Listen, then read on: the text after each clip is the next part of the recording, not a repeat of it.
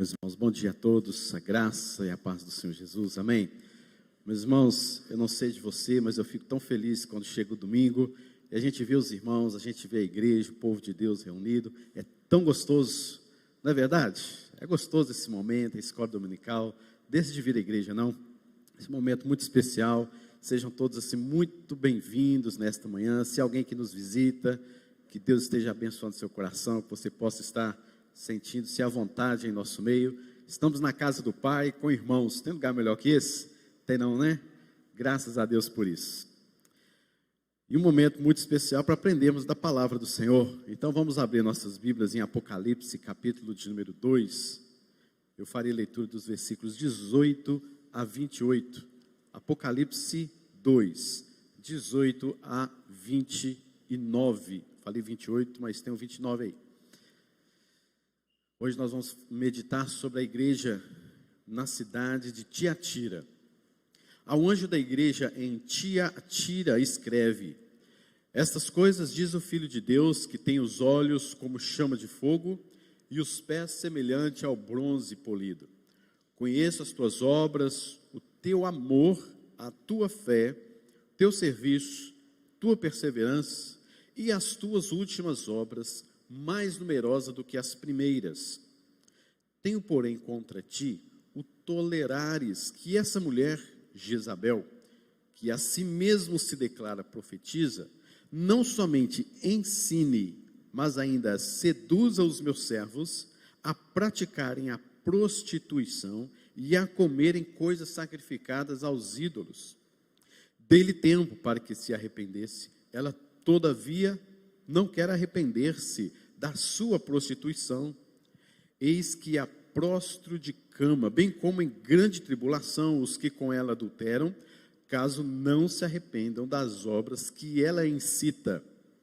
Matarei os seus filhos e todas as igrejas conhecerão que eu sou aquele que sonda mentes e corações, e vos darei a cada um segundo as vossas obras. Digo todavia a vós outros, os demais de Tiatira, a tantos quantos não têm essa doutrina e que não conheceram, como eles dizem, as coisas profundas de Satanás, outra carga não jogarei sobre vós, tão somente conservai o que tendes até que eu venha. Ao vencedor que guardar até o fim das minhas obras, eu lhe darei autoridade sobre as nações, e com cetro de ferro as regerá, e as reduzirá a pedaços, como se fossem objetos de barro. Assim como também eu recebi de meu Pai, dar-lhe-ei ainda a estrela da manhã. Quem tem ouvidos, ouça o que o Espírito diz às igrejas. Só até o versículo 29, carta à igreja em Tiatira. Sabemos, queridos, e vou repetir isso mais vezes para o nosso aprendizado, que o livro de Apocalipse, ele foi escrito com o objetivo de consolar as 7 igrejas da Ásia Menor, devido às séries de perseguições, maus tratos que ela estava passando, porque eles receberam Jesus em seus corações, agora são cristãos de verdade, mas isso não foi muito bem visto dentro da sociedade, porque a sociedade era idólatra, a sociedade era relativista, a sociedade era uma sociedade de prostituição, que tinha lá os seus deuses, e geração após geração rendia cultos a esses deuses, praticava certas coisas extremamente pecaminosas e abomináveis diante de Deus. Mas houve um povo ali dentro dessas cidades que se converteram, tanto em Éfeso, vemos lá em Atos capítulo 17, como aqueles irmãos de Éfeso se converteram. Foi uma coisa fácil, não. Vemos depois a igreja de Pérgamo também, que como que os irmãos estiveram bem firmes na doutrina, na palavra. Vemos aí também a carta em Esmirna, e por aí se vai. E a gente vai reconhecendo aqui que em Tiatira também não foi diferente. Então, João recebe uma revelação de Deus para que as igrejas da Ásia Menor tenham consolo, forças, e Deus abre um pouquinho do futuro para mostrar às igrejas o que está por vir. Não é uma carta futurista no sentido místico, não é uma carta de vidente, mas uma carta onde Deus abriu um pouquinho só para as igrejas terem verdadeiro consolo diante daquilo que elas estavam passando e diante da forma como as coisas iriam de fato acontecer. Quando eles enxergavam estas coisas futuras, elas sentiam-se consoladas, porque elas viam que no final a igreja sempre será vitoriosa. Não era um partido político, não era uma associação, não era uma organização, não era a ONU, mas a igreja. No fim dos tempos, queridos, a única coisa, se é que podemos falar de coisa, que vai prevalecer e vai ser vitoriosa é a igreja do Senhor Jesus Cristo. Isso já está decretado. E é isso que vemos no livro de Apocalipse. Tantas coisas vão se levantar contra o povo de Deus, sim. Muitas coisas vão se levantar contra a própria humanidade, atingindo a todos do planeta. Mas só a igreja sairá vitoriosa. E é isso que animava o povo, é isso que confortava, que edificava as igrejas da Ásia Menor, dentre elas Tiatira, e também, obviamente, a nossa igreja nos dias de hoje. E Jesus, aqui quem se apresenta a João como aquele que está passeando com o seu Espírito Santo no meio destas igrejas, ele também está passeando, ele também está observando a igreja em Tiatira. E ele traz muitos detalhes sobre como esta igreja estava vivendo e trazendo para aqueles próprios irmãos, membros daquela igreja, para eles observar o que estava acontecendo dentro da sua própria igreja. E Jesus Cristo traz detalhes que, em outras igrejas, a gente não vê tantos detalhes assim. E os irmãos que leram esta carta depois, o Apocalipse, o livro, do Apocalipse, e pertenciam à igreja de Tiatira, muitos deles, eu creio, poderiam estar pensando assim, mas isso aqui estava acontecendo dentro da minha igreja, eu não estava ciente disso. Ou alguns poderiam dizer, bem que eu pensei que isso estivesse acontecendo. Então Jesus, ele não deixa nada obscuro. Jesus Cristo, ele investiga a igreja, ele passeia na igreja, ele mostra à igreja o que de fato, ou como de fato ela está caminhando, como de fato ela precisa ser urgentemente consertada. E este conserto vem unicamente por meio do arrependimento. O que nós vemos aqui, queridos, então, é um exame de Cristo Jesus à sua igreja. Alguns dizem que esta carta Tiatira é como se Jesus Cristo fosse um grande investigador.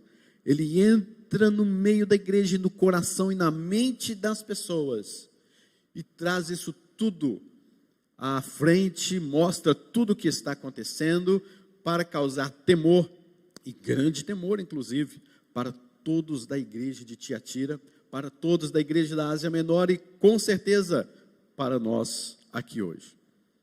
Esta é a maior das cartas e é dirigida à menos importante daquelas 7 cidades. Tiatira tinha uma questão muito interessante, que era sobre o comércio muito forte, comércio muito pesado, e lá havia comércios, por exemplo, da lã, couro, linho, bronze, tintureiros, alfaiates e vendedores de púrpura. O que é interessante notarmos é que cada segmento desse, quem trabalhava com lã, quem trabalhava com couro, quem trabalhava com linho, quem era vendedor de púrpura, cada segmento, cada associação dessa, tinham para si um único Deus e que serviam a esses deuses. Então quem produzia a lã, tinha os seus deuses, tinha a sua forma de caminhar, a sua forma de cultuar, as suas ofertas para o seu próprio Deus, e o seu culto também religioso, para o Deus ali que eles adotaram sobre todos aqueles que produzem lã. Da mesma forma, quem produzia couro. Quem produzia o couro tinha a sua agremiação, tinha a sua associação, e tinha o seu Deus, e tinha o seu culto, e tinha o seu povo. Da mesma forma, e por aí se vai, quem trabalhava com bronze, quem trabalhava como vendedores de púrpura e etc. Vemos até uma mulher, lá em Atos, Lídia, vendedora de púrpura, que também se converteu ao Senhor, e a gente percebe como foi uma conversão de fato e real, porque como vendedora de púrpura, ela também era uma pessoa extremamente idólatra e cultuava ao seu Deus, o Deus dos vendedores de púrpura. Agora os irmãos imaginam, como era o sustento desses irmãos? Quem se convertia tinha que abandonar os seus deuses, abandonar os seus ídolos, abandonar estes cultos que vieram de geração em geração. Então esses irmãos chegaram num ponto muito complicado, muito difícil de lidar, porque eles entendiam que eles não podiam cultuar a dois deuses, ao Deus da lã e ao Deus único e verdadeiro. Então começa a ter uma situação muito difícil para esses irmãos. Devo permanecer no pecado para que a graça seja abundante? Inclusive Paulo questiona isso em Romanos. E Paulo diz, de maneira nenhuma, de modo nenhum. Como permaneceremos nós no pecado, sendo que nós já morremos para ele e vivemos para Deus? Então vocês estão entendendo como que era difícil esses irmãos de Tiatira serem crentes? Porque eles tinham que abandonar tudo isso. Só que eles foram agora perseguidos e maltratados por conta disso, porque o evangelho nunca foi bem visto, nunca foi bem quisto dentro daquelas regiões. O que fazer dentro dessas circunstâncias, né, queridos? Difícil demais. Se permanece nessas festas, nesses cultos, ou se nega de fato a Jesus. O que você faria? Quero que você vá para sua casa hoje pensando numa situação dessa. O que você faria? Negava Jesus ou abandonava tudo, deixava tudo de lado para servir ao Deus vivo e verdadeiro, com confiança e com fidelidade? Mas é interessante porque dentro dessa perspectiva, aqueles irmãos, aquelas irmãs de Tiatira, se tornaram uma igreja dinâmica, inclusive sob a apreciação do Senhor Jesus Cristo. Jesus se apresenta como aquele que conhece profundamente aquela igreja. Olhe comigo o versículo de número 18. Estas coisas diz o Filho de Deus, que tem os olhos aqui é este olhar investigador, é este olhar que vê todas as coisas acontecendo, inclusive no mais profundo do coração, como chamas de fogo, e os pés, semelhante ao bronze polido, uma referência possível ao próprio juízo. Os meus olhos estão sobre a igreja, os meus pés caminham sobre esta igreja, como bronze polido, possivelmente algo relacionado a juízo. Ele vê e ele julga. Jesus Cristo também se apresenta como aquele que distingue dentro da igreja as pessoas fiéis e as pessoas infiéis, porque alguns estavam brincando de ser crentes, ainda e apesar das dificuldades que qualquer um que assumisse ser crente, ser um cristão, poderia obter sobre sua vida, ainda assim, haviam pessoas que um pé lá e um pé cá, um pé na igreja e outro no mundo. Negava-se a Jesus durante a semana, mas no domingo estava ali firme e forte, louvando e engrandecendo a Deus, como se nada tivesse acontecido. Então perceba que não é muito diferente das nossas igrejas, do meu comportamento, do seu comportamento. E Jesus Cristo, ele mostra que aqueles crentes que são fiéis e os infiéis. Versículo número 24, digo todavia a vós outros, os demais, a tantos quantos não têm essa doutrina e que não conhecem, como eles dizem, as coisas profundas de Satanás, outra carga não jogarei sobre vós. Aqui está dizendo, eu conheço aqueles que ouviram a Jezabel, esta mulher prostituta, ensinando dentro da igreja, colocando um peso sobre vocês, e conheço também aqueles que não seguiu os seus ensinamentos, os seus ensinos. Eu conheço vocês todos. E aqui Jesus Cristo então começa a fazer este apanhado, porque havia dentro daquela igreja esta mulher, Jezabel, e foi a partir desta mulher, deste ensino que se concretizava dentro da igreja, que Jesus Cristo começa a mostrar os fiéis e aqueles que eram infiéis. Queridos, quando nós falamos de fidelidade ao Senhor, nós precisamos de fato aprender muito sobre esta questão, porque nós não somos, evidentemente, 100% fiéis. Não há nenhuma pessoa perfeito. A fidelidade não está no caso de você se comportar 100% e agora você se tornar digno. Senão, seria tudo por mérito. É isso que a religião nos ensina. Uma religião que simplesmente julga seus comportamentos e atitudes. Inclusive, nós estamos muito acostumados e precisamos de tirar isso um pouco da nossa mente, de que pecado está apenas no campo do nosso comportamento e atitudes. O pecado está muito mais além disso, queridos. Se eu faço, se não faço, eu deixo de fazer, se eu fiz aquilo, se não fiz. É muito maior do que simplesmente na área comportamental. O pecado está no nosso coração, o pecado está no nosso pensamento.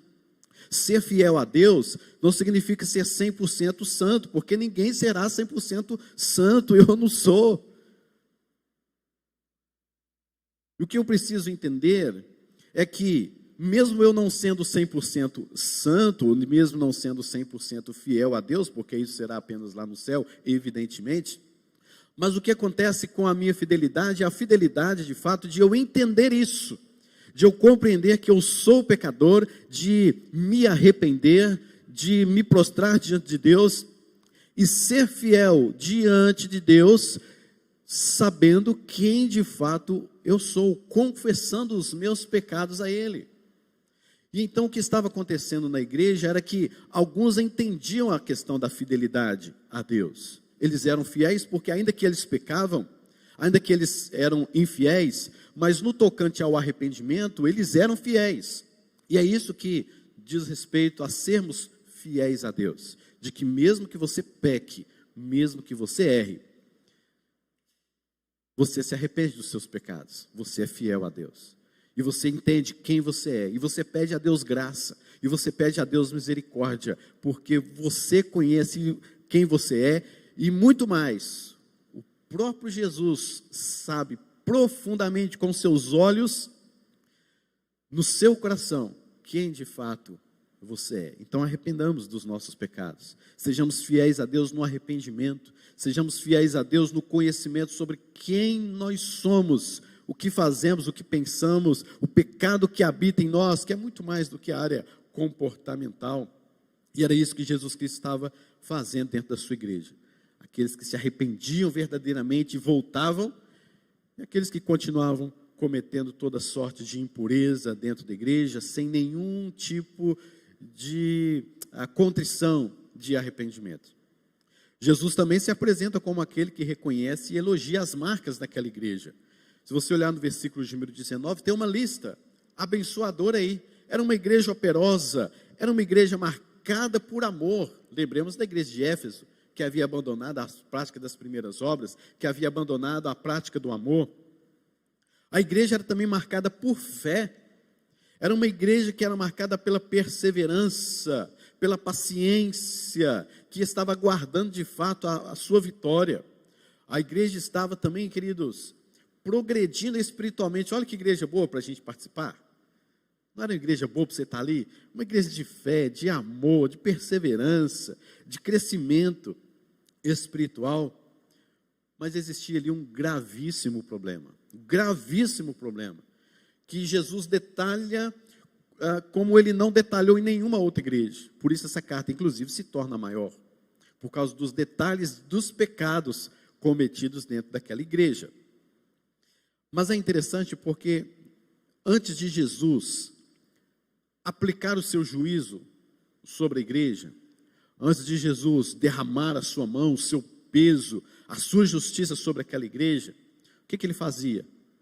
Jesus Cristo colocava o pecado no telão, né? Ou seja, mostrava àqueles irmãos os pecados que eles tinham e dava oportunidade para serem fiéis. Em que sentido? Dava oportunidades para eles se arrependerem dos seus pecados. E ele ainda não aplicava ainda diretamente o seu juízo. O que ele fazia? Ele ainda dava tempo para que eles se arrependerem. E então chegava o momento final que ele falou: se vocês não se arrependerem, eu vou matar tanto esta mulher quanto os filhos dela, ou seja, quanto aqueles que seguem a esta mulher. E aqueles que se arrependerem, forem fiéis neste sentido, como eu já disse, sim, alcançarão vitória e triunfarão no final dos tempos. Meus irmãos, se fosse um de nós, Deus talvez a gente falaria assim, olha, que essa igreja se exploda, vamos já descer a justiça sobre essa igreja, o juízo sobre esta igreja, porque não é possível uma igreja que tem fé, amor, perseverança, paciência, e está em grande progressão espiritual, mas tem uma brecha tão grande, algo tão visto no meio dela aí, que não tem ninguém se arrependendo, está sendo levado por esses pecados, e não há arrependimento, e não há quem se levante. Deus poderia já aplicar a sua justiça e falar assim, próxima igreja, vamos lá, né? Deixa essa de Tiatira de lado. Mas não, ele aponta o pecado, ele mostra o que aquela igreja estava fazendo, ele diz, vocês têm que se arrepender. Ele disse, eu ainda vou dar tempo para vocês se arrependerem. E ele disse, caso não arrependas, aí eu vou aplicar a minha justiça. É assim que Deus trabalha, querido, na sua vida, na minha vida, porque nós não somos fiéis, mas o que precisamos fazer? Arrepender-nos dos nossos pecados, deixar de lado tudo aquilo que realmente não agrada a Deus. O Espírito Santo anda, passeia no meio da sua igreja, com seus olhos como chamas de fogo, e os seus pés semelhantes a um bronze polido. Então é hora de nós nos vigiarmos. O evangelho tem sido sufocado, sim, nos nossos últimos dias. Falar de evangélico hoje é um negócio realmente que está criando briga, está criando discussão, é verdade, não vamos nos esquivar disso. Então, mais do que nunca, está na hora, queridos, de eu e você assumirmos a nossa real posição diante de Deus, de abandonar o pecado, de nos arrependermos fervorosamente, de clamar a Deus por graça, por misericórdia sobre as nossas vidas, porque Ele ainda nos dá esse tempo, Ele ainda nos concede tempo, é o que nós chamamos de longanimidade de Deus. Até a palavra já é cumprida, é a paciência esticada de Deus, é a graça, a prova, uma das maiores provas da graça de Deus, é Deus nos dar tempo para nos arrependermos. Já pensou se Deus não te desse tempo para você se arrepender? Você cometeu um pecado aqui, Deus, juízo, não ia sobrar ninguém, né? Não ia sobrar ninguém, de jeito nenhum. Pecou, juízo de Deus. Pecou de novo, mais juízo ali. Meus irmãos, pensa um negócio desse. Mas não, Deus nos dá tempo para nos arrependermos. Que prova da graça de Deus. O problema é que muitos não se arrependem. Esta era a preocupação principal do próprio Jesus em relação àquela igreja, porque apesar de tudo, não havia arrependimento verdadeiro. O que esta mulher fazia? Meus irmãos, Jezabel ensinou uma maneira de vencer o pecado. Já que vocês não podem sair daquela idolatria lá da lã, do Deus da lã, do couro, como um vendedor de púrpura, faça o seguinte, conheça mais, pratiquem mais o pecado, para vocês conhecerem o que de fato é o pecado, para que vocês, ao conhecer o que de fato é pecado, vocês possam lutar contra ele. Essa era a pregação geral desta mulher chamada Jezabel, que assumiu o púlpito da igreja. Tem base um negócio desse? A mulher ensinava na igreja, deram o púlpito para esta mulher, diz o texto. Ela ensinava na igreja, falando o seguinte, vocês devem, para que vocês se arrependam, vocês têm que ter pecado, não é isso? E para que vocês lutem contra o pecado, vocês têm que conhecer o pecado. Então, conheçam o pecado. O que vocês vão fazer? Prostituem-se, sacrifiquem a ídolos. Vocês vão deixar de ter o seu alimento por conta dos seus trabalhos? Não, não façam isso, dizia Jezabel. Era a pregação desta mulher. Talvez ela não se chamasse Jezabel, talvez não fosse simplesmente uma mulher de fato, mas era uma doutrina que nós vemos lá atrás, bem lá atrás, no Velho Testamento, onde houve este declínio espiritual do povo de Deus, seduzida por esta mulher chamada Jezabel, uma grande prostituta. E aqui, queridos, nós vemos Jesus chamando a atenção desta igreja, tratando com longanimidade, o seu juízo viria com certeza, e mostrando que a falta de arrependimento viria sim sobre a igreja o seu juízo. Mas era uma igreja, queridos, que era recompensada por sua vitória, ao permanecer fiel ao seu Senhor até o fim. O pecado estava ali. E haviam pessoas que foram seduzidas por este ensino, por esta mulher, pecando contra Deus. E o que era a prostituição? Queridos, a prostituição era de fato cultos. Assim, dá até uma vergonha, sabe, da gente falar isso aqui na frente dos irmãos. Mas era assim, havia um monte, ali havia um templo, e todo mundo para lá. Chegava lá, havia oferendas e tudo mais, e o culto era feito com relações sexuais. Homem com homem, mulher com mulher, grupos e etc. Isso é prostituição. E sendo isso prostituição, Deus não aceitava de jeito nenhum um negócio desse. E ali eles faziam toda sorte de impurezas, de idolatria, achando que com aquilo eles estavam de fato adorando ao seu Deus, ao Deus da lã, porque fazia parte do sustento da família. Ele tinha que ter aquela adoração, porque senão ele estava fora do seu grêmio, da sua associação lá do comércio. E então, dentro dessa prostituição, desse culto horrível, dramático, é que Jesus estava condenando aqueles irmãos que, mesmo estando dentro da igreja, faziam tais coisas. E a mulher Jezabel, este ensino que estava lá, dizendo assim: não vão mesmo, façam isso, vocês têm que sacrificar os seus deuses, este é o sacrifício, porque aí vocês saberão como lidar com o arrependimento depois. É aquele negócio, né? Eu vou pecar, depois eu me arrependo, Deus vai me perdoar. É exatamente isso que Jezabel pregava.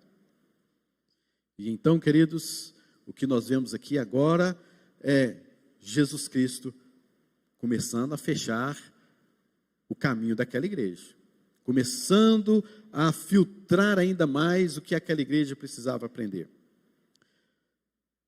Ao vencedor que guardar até o fim as minhas obras, eu lhe darei autoridade sobre as nações, e com cetro de ferro as regerá, e as reduzirá a pedaços, como se fossem objetos de barro.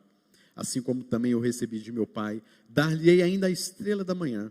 Quem tem ouvidos, ouça o que o Espírito diz às igrejas. O vencedor é aquele que guarda até o fim as obras de Jesus. Meus irmãos, nós temos que saber delimitar que não são as nossas obras, não sou eu, mas a graça de Deus em mim. Paulo cansou de falar isso. Não sou eu, não são as minhas atitudes, não são as minhas obras bem feitas, senão seria mérito. Mas a graça de Deus em mim, e quando eu guardo no coração a palavra do Senhor para não pecar contra Ele, eu estou sendo fiel a Deus pela graça dEle. Porque de mim mesmo, queridos, eu jamais seria fiel, de mim mesmo eu jamais conseguiria. Quantas vezes eu já chorei diante da lei de Deus, falei: Deus, eu não consigo cumprir nada do que o Senhor está me falando aqui. Eu vejo as bem-aventuranças, eu vejo Jesus Cristo no Sermão do Monte, eu chego no final e falo: meu Deus, tem piedade de mim, tem misericórdia de mim. Não posso cumprir nada disso não, meus irmãos. Se não for a graça de Deus em mim, eu jamais iria guardar até o fim as obras de Jesus. Se não for a graça de Deus em mim, eu jamais poderia ter sido um escolhido de Deus e chegar até o fim vitorioso. É porque Deus olha para mim por meio de Cristo Jesus. Cristo Jesus é quem cumpriu todas as obras, e quando eu estou nele, eu estou salvo. É quando estou nele que eu vejo a graça de Deus. É quando estou nele é que eu consigo me arrepender. Fora de Jesus não há arrependimento. Fora de Jesus há manifestação e promessas do juízo de Deus sobre a minha vida. Se não for a graça de Deus, se não for os olhos de Deus para mim, por meio de Cristo, queridos, eu estou como um desses aqui, que não observaram a sua palavra, a sua lei, e estão sendo condenados. Guardemos, queridos, até o fim, pela graça de Deus. Fale com o Senhor: Senhor, eu não sou fiel ao Senhor, me ajuda. Se a tua graça, Senhor, não estiver sobre mim, o que será de mim? Arrependa, queridos, dos seus pecados, peça ao Senhor mesmo: Senhor, me traga contrição. Eu quero sim, com o maior prazer, cultuar o Senhor. Eu quero sim, com o maior prazer, participar do culto ao Senhor, seja ele todos os momentos, mas que a graça do Senhor seja operante em minha vida. Olhe para mim com o teu olhar de graça. Era isso que a igreja de Tiatira precisava, entender a graça de Deus sobre a vida dela, e entender que debaixo da graça, eles se arrependeriam, deixariam os ensinos de Jezabel e outros pecados, e continuariam a caminhar com a fidelidade de Jesus na vida deles. Que o Senhor nos abençoe, e se você tem ouvido, ouça o que o Espírito está dizendo ao seu coração nesta manhã, em nome de Jesus. Vamos orar ao Senhor? Deus, a Tua palavra é perfeita e nós somos imperfeitos. É a Tua palavra, Senhor, que é fiel, nós somos infiéis. Senhor Deus, com a Tua graça, nós vimos aqui pedir ao Senhor, clamar ao Senhor por Tua misericórdia. Derrama realmente, Senhor, da Tua bondade, da Tua misericórdia, onde o Salmo 23 diz que elas nos perseguiriam, elas nos seguiriam, Tua bondade e a Tua misericórdia. Nós não conseguimos correr atrás delas, nós não conseguimos dar um passo, Senhor, para sermos bondosos, não conseguimos dar um passo para sermos misericordiosos, mas o Senhor Deus colocou a Tua bondade, a Tua misericórdia, para que elas nos sigam. Senhor, tenha misericórdia de nossas vidas, age, Senhor, com graça em nosso coração. Nós precisamos do Senhor, nós precisamos do Senhor para sermos bons pais, nós precisamos do Senhor para sermos bons instrumentistas no louvor, nós precisamos do Senhor para sermos bons presbíteros, nós precisamos do Senhor para sermos bons pastores, membros de igreja, um bom marido, boa esposa, filho. Senhor, se não for a Tua graça, o Teu juízo está às portas, mas nós suplicamos, tenha misericórdia de nós, age com poder, com a Tua misericórdia, com a Tua alegria sobre nós, e nos fortaleça, para que venhamos a abandonar, de fato, tudo aquilo que não é do Senhor, e que o Senhor venha nos mostrar com o Teu amor, com o Teu perdão, aquilo que de fato precisamos abandonar, que é pecado, e que possamos caminhar com o Senhor, ó Deus, de uma forma leve, tranquila e suave, porque o Senhor mesmo nos disse isso. Por isso, Deus, nos abençoa e fortaleça a Tua igreja, em nome de Jesus é que oramos. Amém. Amém, queridos. Meus irmãos,